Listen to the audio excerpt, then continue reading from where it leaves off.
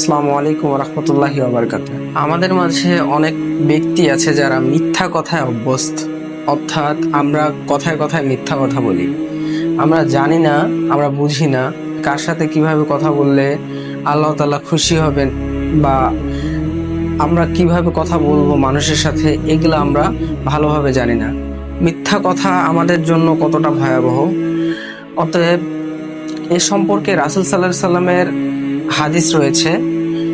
আমরা যারা মিথ্যা কথা বলি তারা চেষ্টা করব জানি আমরা মিথ্যা থেকে বিরত থাকি, অর্থাৎ মিথ্যা একটি বড় পাপ। আর রাসূল সাল্লাল্লাহু আলাইহি সাল্লাম বলেছেন, যে ব্যক্তি তার লজ্জাস্থান এবং তার মুখকে হেফাজত করলো, আল্লাহ রাসূল সাল্লাল্লাহু আলাইহি সাল্লাম তিনি তার জিম্মেদারি হিসেবে নিতে চেয়েছেন। আল্লাহ রাসূল সাল্লাল্লাহু আলাইহি সাল্লাম বলে, তিন শ্রেণীর ব্যক্তিকে আল্লাহ তাআলা কিয়ামতের দিন তাদের দিকে দৃষ্টি দিবেন না। অর্থাৎ তারা হচ্ছে, এক হচ্ছে যারা টাকুর নিচে কাপড় পরিধান করে, দুই হচ্ছে যারা গীবত করে, অর্থাৎ কাউকে কথা বলে, কাউকে কথার মাধ্যমে খোঁটা দেয়, যে কথায় কথায় খোঁটা দেয় সে ব্যক্তি। আর তিন নম্বরে হচ্ছে যারা মিথ্যাভাবে ব্যবসা করে, হালাল হারাম না বুঝে মিথ্যার আশ্রয় নেয়। রাসূল সাল্লাল্লাহু আলাইহি সাল্লাম বলেন, কিয়ামতের দিন তারা আল্লাহর কুদরতি দৃষ্টিতে আসবেন না।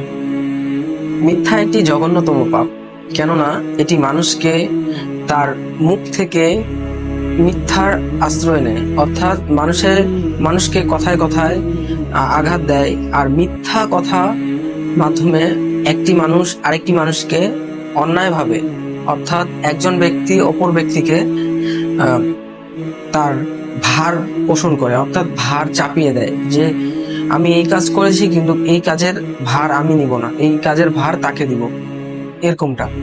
তো এ সম্পর্কে হাদিস একটি, আবু হুরায়রা রাদিয়াল্লাহু আনহু বলেন, রাসূল সাল্লাল্লাহু আলাইহি সাল্লাম বলেছেন, যে ব্যক্তি একজন মুসলিম হয়ে অন্য মুসলিমের, অর্থাৎ একজন ব্যক্তি অন্য মুসলিমের হক অন্যায়ভাবে মুসলিমের সম্পদ দখল করে, সে ব্যক্তি কিয়ামতের দিন এমন অবস্থায় উঠবে, আল্লাহ তাআলা তার দিকে অসন্তুষ্ট থাকবেন, অর্থাৎ আল্লাহ তাআলা কিয়ামতের দিন তার দিকে দেখবেন না, অর্থাৎ অসন্তুষ্ট থাকবেন।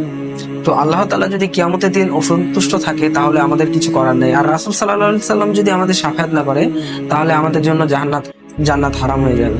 অর্থাৎ এ সম্পর্কে আমাদের যেগুলো করতে হবে, আমাদের সবার প্রথমে আমরা মিথ্যাকে পরিহার করব, কেননা মিথ্যা এক ধরনের গুনাহ, যা মিথ্যা একজনের মাধ্যমে আরেকজনকে আরোপ করা হয়। আসসালামু আলাইকুম ওয়া রাহমাতুল্লাহি ওয়া বারাকাতুহু।